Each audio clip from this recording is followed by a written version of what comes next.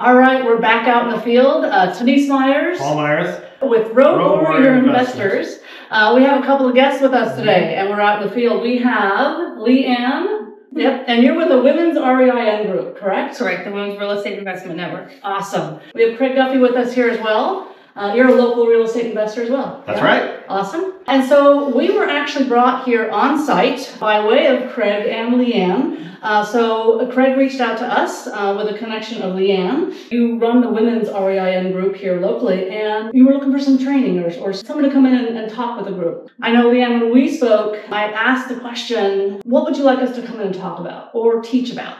And the answer that you gave was fantastic. Will you share that? Yeah, so basically we have a lot of ladies that are newer to real estate investing, and a lot of them don't feel very confident with walking properties, knowing what to look for if they want to make offers for either wholesales or fix and flips and stuff. Okay. So a lot of them expressed, not knowing what to look at, not knowing the cost of things, so not knowing how to put together an estimate of repairs. And so it's kind of like, they don't have the confidence to go out there and do the thing, to go out there and make the offers because of just the fear of the unknown and stuff. Okay, good. I think the other one too that you mentioned was just rehabbing in general, what to do, how to do it. Was that another area that you were kind of looking to get a little bit more depth on? Yes, absolutely. And I think also just working with contractors, being able to work with tradespeople, knowing what to look for, what's a good, the marks of a good tradesperson, how that process goes, just like the nuances of when do you sign the contract, who buys the materials, how does it get there, how do you know they've done a good job? And so there's a lot of behind the scenes work that really does happen in order to make real estate investing work in the investor's favor, as well as even when you're going to put it back out in the market for the new family coming in. When we talked, I know the question was, how can we best help? Well, what if we found a job site, an active construction rehab going on, and we had the girls come out and meet with us here and do an on-site training? Would that be beneficial? I think absolutely. They're very excited about coming out here. Awesome. Well, we happen to have an expert, and that is Paul here today. I've been fortunate to be able to follow your wings all these years, of course, but so I've been learning on the job as well. He always has great tips. We also work with local brokers, real estate brokers, right? We actually add value to the real estate broker. We don't compete with them. Yeah. Is anyone here a broker? On, two, yeah. Okay. So I know that's how we really got going with Janae originally was we said, look, have you ever ran across a property as a broker where you show up at the house and you're like, don't be that house, don't be that house, no, not this house. And you show up and it's not pretty, right? Or there's something going on. Or maybe you get in there and you're watching the sellers and they're starting to sweat because they're freaking out over how people walk through their house for whatever reason, right? So they're looking for an alternative other than putting their house on the market. And so as a broker, what do? Do you continue to put them down the path of putting on the market? Or do you take a moment and listen to them and maybe offer them another option? And that option is, would you want to maybe look at a cash offer where you don't have to deal with all of that, but there's a cost for that, right? It's not a retail buyer. Someone will come in and refresh the home. And have you thought about that? And let them help answer that question. If that's the right fit for them, then you could bring us in. If we buy the house as the agent that brought us that lead, on what I buy it for. So how does that help you? That supplements your income during the course of the year, because it's not going to be your primary component, but it's going to be an additional add to your business, your book of business, as you go throughout the course of the year. So maybe you do 3 or 4 of those in the course of the year. Here in the Seattle area, even off market, you're spending $300,000 plus on that. So that's a nice little hit to get paid. On top of that, how long is it taking you guys as a broker to get paid? From the time you get a listing appointment, the time you close it, what does that look like for you right now? Is it 3 months? Is it 6 months before you see a paycheck? I'm just curious. What does it look like as a broker? Depends on the season and how things are going. Yeah. So again, it supplements the income because we can close in as quick as 2 weeks. So again, you're able to supplement your income during the course of the year with 1 or 2 of those types of deals where we can come in and help support your business as opposed to competing. On top of that, if it's the right scenario, because we don't always rehab all of them, but if we were to rehab them, if you brought us that listing or that opportunity and I closed on it and I did rehab it, I'll give you the list back too. So you guys pick up, you said if you don't rehab and resell, do you pick them up for rentals or what do you do with them? So the exit strategies can vary in terms of what we decide to do with the property. It really comes down to how many projects do I have going on at the time, right? Do I got like 10 or 15 projects going on at a time? I don't want to rehab everything, or maybe one's really far out and I don't got crews that want to go out that far, right? So I can assign a contract, I can wholesale a property as well to another investor, and I can also keep it as a rental. And if I keep it as a rental, I don't want to pay you out 5 years from now, but I can't guarantee the list back. Does that make sense? Yeah. And I don't want to overpromise or and underdeliver, right? So, and I've known people that will promise that list back, and then they can't deliver on it. And so I want to set that expectation up. If we do plan to rehab it, I'll be happy to give it back to you to put it back on the market. So you're Good question. Primarily buying off market? We primarily buy off market. We do look on the market. In fact, I think this one was actually picked up on the market. This is a different investor that we don't know this investor. He actually bought this on the market. Yeah. And I don't know what this one's worth, but I haven't looked. Because we're focused on the rehab today. But around here, you can still buy stuff on the market. I think it'll make it work. Everyone knows we're from Coeur d'Alene, so we buy a lot in Spokane and stuff. We search pretty heavily on the market and just can't find the right deal sometimes in the market. And a lot of people go after the same stuff too. So we get calls almost daily from people that want to sell their house. So sometimes we can help them out and buy it, sometimes we don't. Yeah. But and so you may see the HomeVestor sign. So we why are we're HomeVestor franchisees. Yep. Craig is also a franchisee, and he helped bring us in to talk to you guys today as far as training. And so I'll just share a little bit about the franchise component here as well. Did you guys know it's a franchise? Yeah. It's a complete real estate investing business in a box. Paul actually stumbled on HomeVestors 6 years ago. What was your story on that? So, we started really rehabbing houses in 09, 2010. I think I got a real estate broker's license. I was buying bank owned, which was great. Good time. Good time. Did a lot, bought a lot of rentals, did a lot of stuff. And then, of course, that dried up as people had equity, right? So, it was about 2016, I think 17, when I met a HomeVestor franchisee in Seattle that had a property that was going to list for them. So I saw it when they bought it. I saw it when they sold it. I saw what they made on it. So I'm like, how did you find this house? Is Arlington is really clean. And that's when they said, I'm with HomeVestors. So then I started doing research, and fast forward to 2018, that's when we actually joined HomeVestors for the leads. For the system, they have 100% financing. They have a CRM system, all the back texting programs, all that stuff is all included in everything. So it was a nice fit for us because it allowed us to scale our business. I quit my W-2 job in 2013. I started doing this really full time. And Denise quit her job, retired from her job in 2019 to come work with me because we were so busy. Yeah, I have a corporate tech sales background, 23 years in corporate technology sales. The last time was with Microsoft, guys. And how empowering was that to walk into my manager and go, well, instead of talking about my review for the year, let's talk about something else. It was awesome, guys. I mean, I was able to walk in and go, I'm done. But it was a scary conversation because we had to have that family conversation. It was a 6-figure income, and it was the insurance, it was the stock, it was all of it, right? And to walk away from that, it was a little scary. It was the family benefits too, and so we had to have the conversation, and I'm glad we did. And we haven't looked back since. It allowed us to scale. We actually had a franchise here for a while in Seattle. We actually were originally from Snohomish. We moved to Coeur d'Alene a couple of years ago, and we started the Spokane area and North Idaho and part of Montana. But we've actually owned franchises like in Indiana as well to buy rentals. So we've done this all over the place. Yeah. At the end of the day, the system works for us. Yeah. It doesn't work. It doesn't have to work for everyone. It may not be a fit for everyone, which is totally fine. I don't know if I paint these. There's actually kitchen makeovers. You can get new doors made really inexpensively. If you just paint the boxes, you could do that. Yeah. But I really would think of this kitchen would benefit from, and assuming we have no budget constraints here, I'd make this closet here, turn it the other way so the door is this way. You already have a coat closet there. This would be the pantry. This cabinet goes away. And so you have more counter here, or you can just double that. Try just to put more counter in. And then if you're going to do new cabinets or something, move this fridge down too. Move it down a little bit. Try to get a smaller fridge. Move it this way a little bit. Islanding, this needs to be moved out. Usually I like the quartz probably to come to here or so. And then maybe shorten this up and then make this cabinet line up with this wall here. So you're not walking up right in the middle of the cabinet. Just a little more this way, and this way. And an eating bar would be on this side, possibly on this side. So the quartz would overhang here. What do you think? You've always tried to line it up to the wall. So if you And the line that quartz. up to here, It you wouldn't have be the cabinet, bar, it'd be the quartz. the quartz, yeah. Yeah, so the quartz would be a 36 Oh, the inch quartz piece. would go out to there. Yeah, I got you. yeah. So it'd be, think of the end here. It would go out that way more. A little bit more, and then this would go this way more, so it'd give you more access coming from the stairs up into the kitchen and around this way. It wouldn't be as small here. Yeah. I mean, it's not terrible the way it is. I just don't like these cabinets. This cabinet color wouldn't work anymore. This was 2010. So I know we use Kitchen Makeover a lot on cabinets like this, right? Or like a kitchen like this. And I don't know if anyone's ever seen or heard of Kitchen Makeover. I think it's kitchenmakeover.com.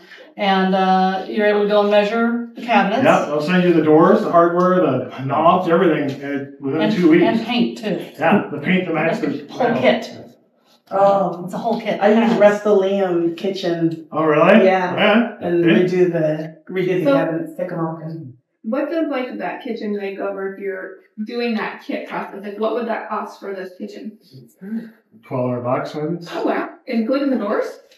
Dang. Yeah, you got the hinges. You got to order. These are actually pretty easy to order because the cabinet doors you get look just like this.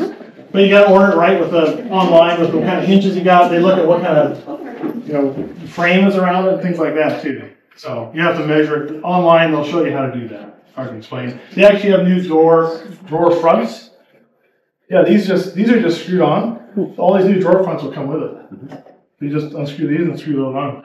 Yeah, that kitchen makeover is a good deal. I've used them a couple of times, and yeah, they send you all the drawer fronts, the doors, the hardware, hinges, handles. You pick it all out. You pick it all what you want. Yeah, Color. they have several choices. Yeah. They send you paint that you can. They send you brushes and little tiny paint trays and a little jig so you know where to drill the holes and full instructions. They've got video instructions, written instructions. They make it super easy for you. Just remember, if you paint these, to make sure that you sand these areas down and prime everything so the paint doesn't peel off. Any place someone's touched, it's gonna have. Most anywhere in the kitchen's gonna be greasy. They'll send you a little sanding block too. Yeah. They send you everything you need, and when you're done with your project, they designed it for like a homeowner to do themselves, just for a small. So when you're done with the project, you just throw it all away. Yeah. In a house like a lot of houses that we do that are more starter entry homes, it works really great. As long as the cabinets aren't bad or layout's really bad in the kitchen, it works really well. Yeah. Sometimes we have to replace it. We had one that's a house from the 50s. The cabinets were just way past. So going to landscaping homes, Yeah. like there's a lot of things going on. Yep. Like in general cleanup, like when you look at some things, do you look at tearing it out? Do you look at replanting just to make it look crazy? What costs, like this just in general look rough.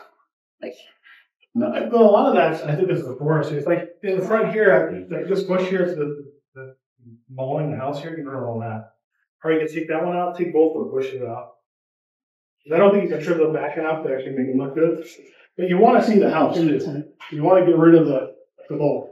To make sure that plant was like this big when grandma planted it, 50 years ago. It's so big, so we gotta cut it back. This house, she got some landscaping charges in the walls.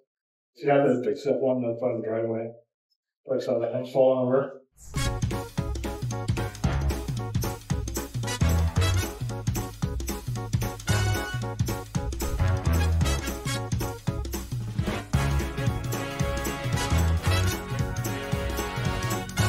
What do we do? There's a product called Odor Exit that works really well. are those like the Oh. tablet things you put in it? No, it just comes in a bottle. You mix it. I don't like the smell of the Odor Exit, but it gets rid of the smell of it. So sometimes garages are harder, but you have the advantage you can pressure wash it, clean it, you can bleach it, you can Also really, paint it. You can really get that's the other thing we do. We do paint garage floors usually too, Oh, interesting. because it's a nice. Just you look up, it's just a nice clean gray. Yeah. It's easy. We actually do that in the basement. Like we run a lot of basement laundry rooms. We'll paint the laundry room floor too. Just looks good. It does. It's not hard to do. You got a little prep to clean up the junk that's sitting on it, but it makes the seals in a little bit of smell too.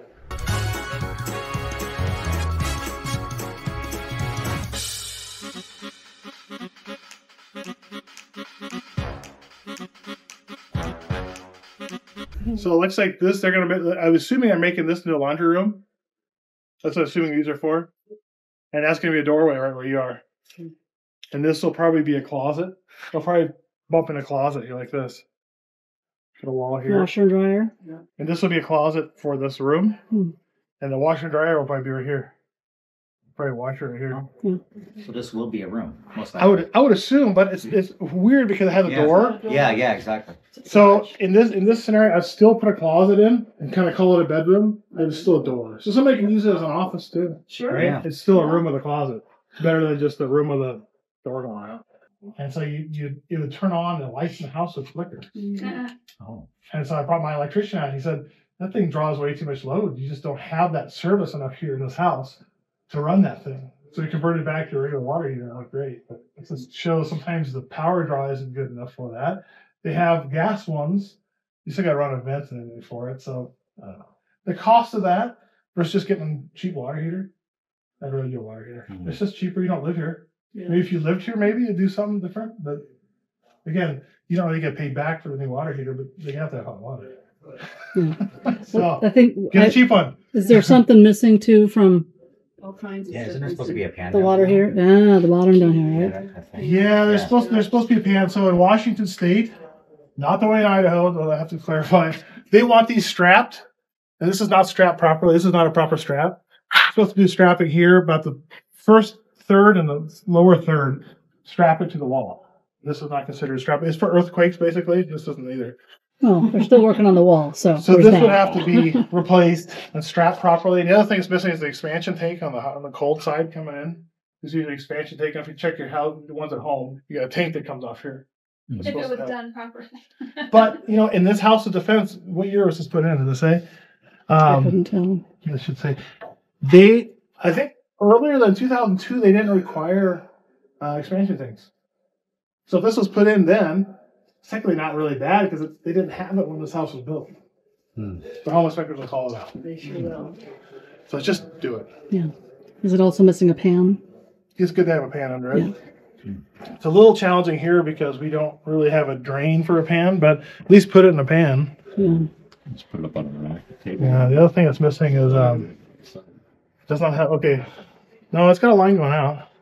It's got a line going out, so That's a good idea to elevate that hot water tank. Oh, yeah. Like you Yeah, just they suggested. make stands and all that. If you can get it high enough and just do so you can do a tray out maybe. you could. You don't have to Yeah, no, yeah. do pans. A lot of these older water heaters, gas ones, are required to be higher up because of the way the gas is accumulating. Newer ones you don't. You can put them on the ground because they're designed differently.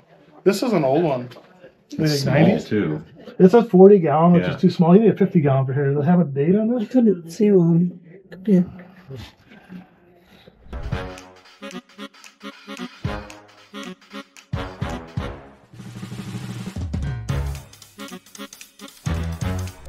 But yeah, this room would pretty much stay the same. Wouldn't do much down here.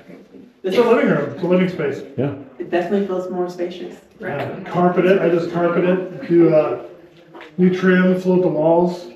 Get rid of the tree texture. Paint the fireplace. Keep that stove. It probably heats it up. Yeah, no, that would heat it up big time. Yeah. Which is weird that they have that vent. But something seems like, why would you need to heat up there if you have a fireplace up there? I think it's just. Well, heat rises. It doesn't get warm. We used to have Yeah. a fire here and It works. Well, they have that fire. These are cool stoves. they didn't have an insert though. Oh, true. Yeah, this is looking, yeah. This is good. Old style. Yeah. That'll put out a lot of If heat. you ever run into the house and want to get rid of those, put it out for sale, because someone will buy these. They're worth money. Back in Washington, you can't buy these anymore. Because they don't meet the air requirements anymore. So a lot of people will buy stuff like this, they go to Idaho, Montana, find these. They can't buy them. They won't sell these new.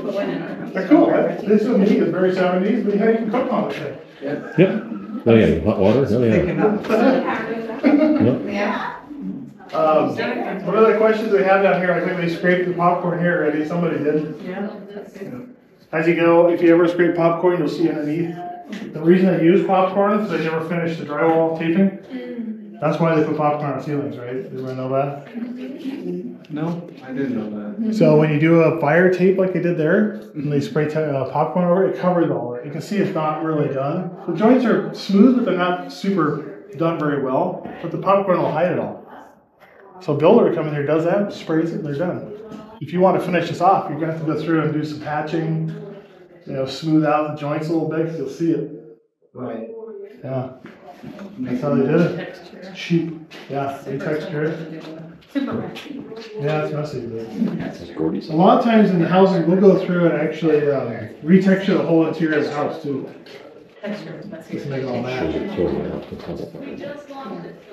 So my last question. Yes. What made you decide you wanted to join the franchise? Basically, it was leads for us. I mean, I was at a point where I needed to grow the business. I wasn't getting properties on the market anymore. I wasn't getting, never really like auctions. I tried doing all the mailing and stuff myself, and it really worked. So I joined Home Investors because I know the results of getting properties that I can rehab. The more I would spend on advertising, the more leads I would get, the more I can scale my business.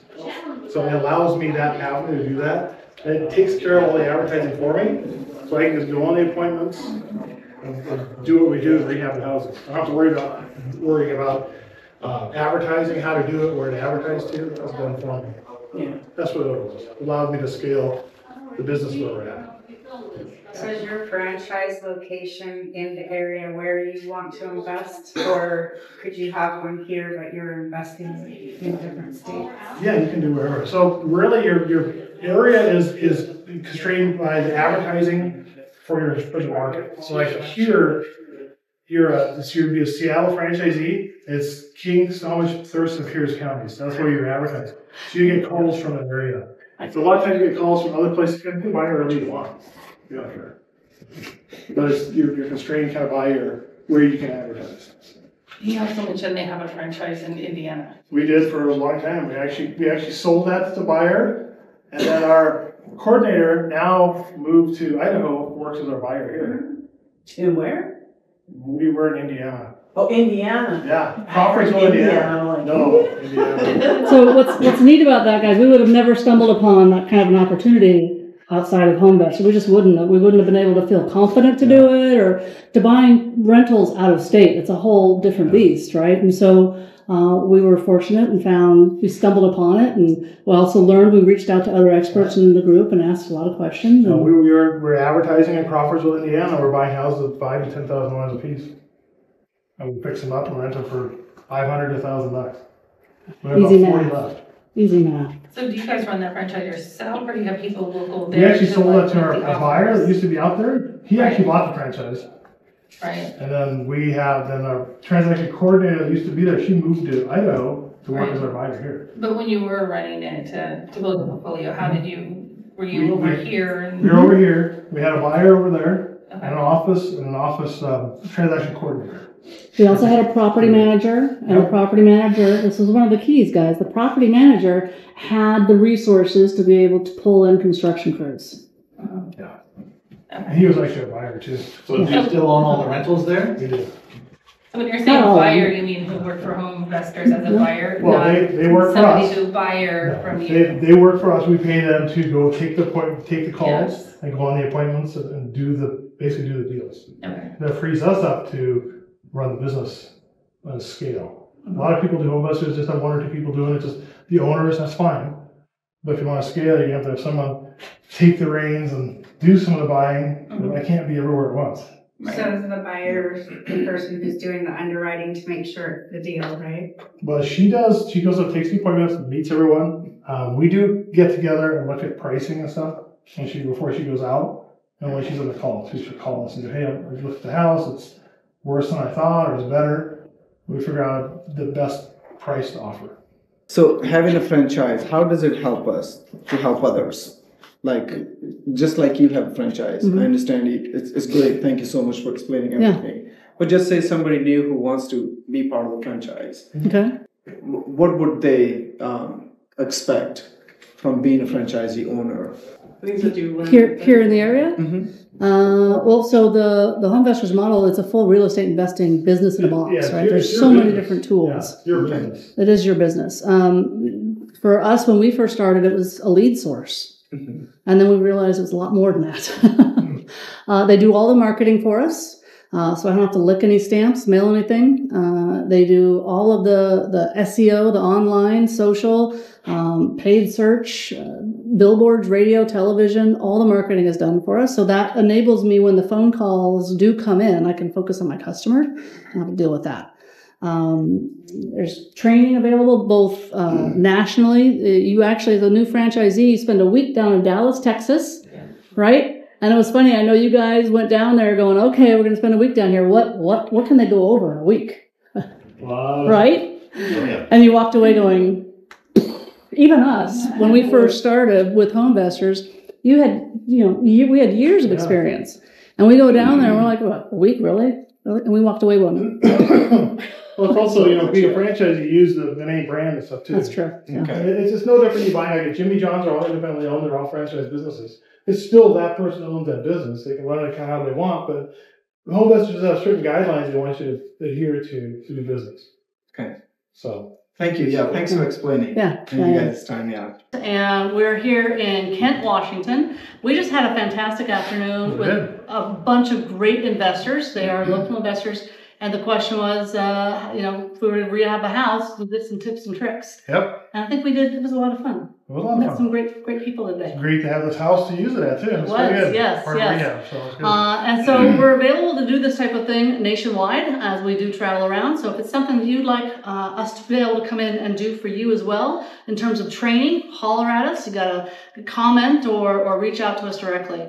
But until then, we will see you back in the field. And we are also asking to like, comment, and subscribe. And I think there's a bell. Notification bell. There's a bell. That's right. All right. Until All right, then, thank you. We'll see you back out in the field. Thank you. Thanks.